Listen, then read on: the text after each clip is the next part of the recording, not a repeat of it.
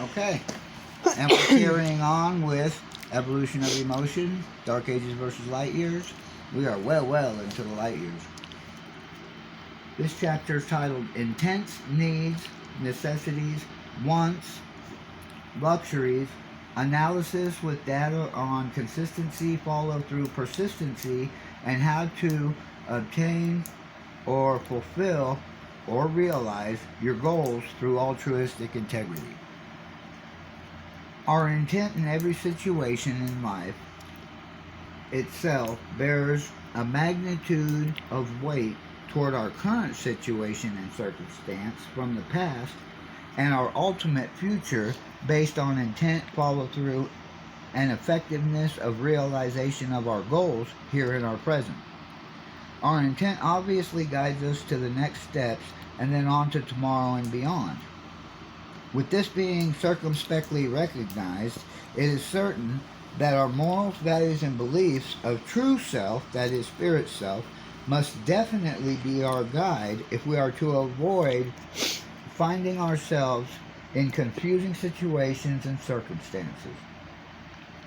You see, if I allow my mind to be manipulated into thinking and or feeling anything that is not aligned with my spirit self's morals, values, and beliefs, I most surely will become overwhelmed and ultimately, eventually, non-functioning. This is the natural and undeniable cycle that aberrations always have, with the same conclusion or result, most frequently either the same or similar. That is, aberrated thought results in aberrated emotions, which produce in turn thoughts, furthermore, that aren't ours. This almost always results in tragedy. Tragedy for the thinking mind, emoting mind, physical body, and disruption or worse at the levels of our matter, energy, space, and time, which is the only things truly in this world that we are both responsible for and gifted with control over. And although we don't even maintain total control over these elements of our life, we do always have the privilege and right of choice regarding how we respond to any situation. Details such as our personal limitations and boundaries regarding ourselves, messed, and intent. That's right. Control is ultimately actually a great responsibility to oneself, considering the calamity one may experience if we aren't spiritually mindful of our mess,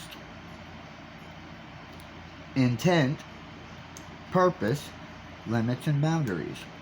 Therefore, one must attempt to always be guided by their spirit so as to be sure to the utmost possible extent that any and all situations and circumstances that may arise, as they do in any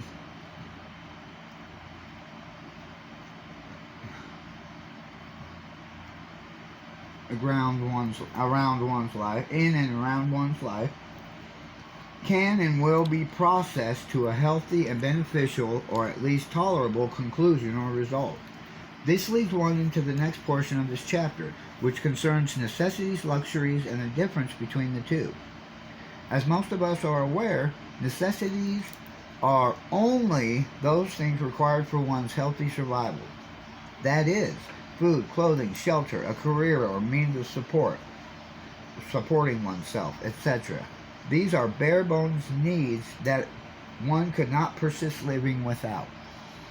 Therefore, luxuries are all of those things, both material and otherwise, that one wants but definitely does not need.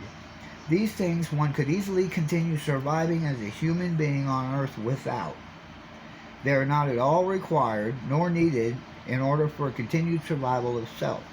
Additionally, these mostly material people, places, and things, including leisure activities, i.e., entertainment, are only available due to a surplus of time, money, attention, etc., after one's needs or necessities have been fully met or fulfilled. Where we get into trouble with our mess, matter, energy, space, and time, and selves, mind, body, and spirit, is when we blindly turn our back on that little voice at our very core and deny our own true values, morals, and beliefs, usually out of selfishness, pride, etc., or some other aberration or aberrations. This tilts the balance scales of responsibility and overall happiness. When this occurs, we usually scramble to discover an easy remedy or cure, but that is rarely the case. Rather, we either backslide and tread water for quite some time to recover from this type of poor decision making, or we completely disintegrate or self-destruct in an attempt to recover without feasible or viable options. In other words, it is simply easier, healthier, and all around better or more beneficial for self if we remain mindful of our spirit consciousness, true morals, values, and beliefs, and confront every situation and circumstance guided by the same, along with altruistic intent, execution of steps to goals without harming others, nor letting fall to the wayside what we actually think and how we truly feel. Intentions are nil if blood is spilled. Therefore, follow up your intent with conscious actions with focus on goals and or desires, needs, necessities, luxuries, situations, circumstances, and life as a whole. In this manner, one is highly likely to conclude every situation and or circumstance successfully and manageably with the most conceivable amount of serenity and peace pervading from self and experienced regularly in one's occurrences. This is a poem I wrote called Breathe Your Mind. Insomnia wrenched thoughts, aberrant at best. 'Tis where all conscious altruism has now all but ceased. The problem is the problem till the problem's all that's left. When we focus on our problems, they're almost too much to heft. The simple Simon solution I proffer here to you is leave the problem and find the solution. This is very true. Only then are you able to move beyond the fret. By doing this, the best solution you will surely get. But remember when in stress to move beyond the now and brainstorm possibilities. Figure it out somehow. Don't pause to ponder feelings nor remember past hurts like. Instead, open your mind to breathe and end the situation right. Stop and think are mottos of mine and confront, handle, adapt, and overcome. When you master these techniques, you'll always be the stronger one. Perception and perspective.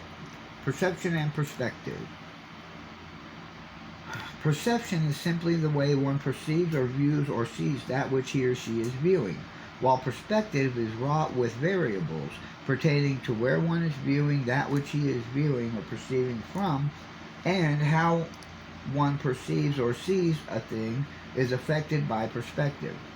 One's perspective on his or her perceptions is varied depending on both physical locations of perceiver and that which is being perceived, but also past experiences, inclinations, morals, values, and beliefs of said perceiver.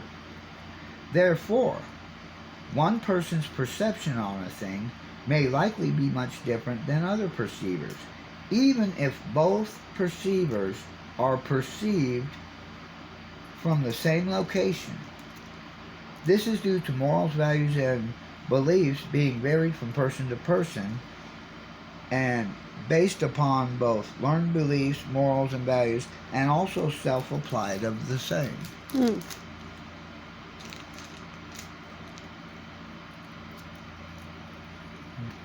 Based upon both personal past experiences and experiences perceived by self but experienced by others.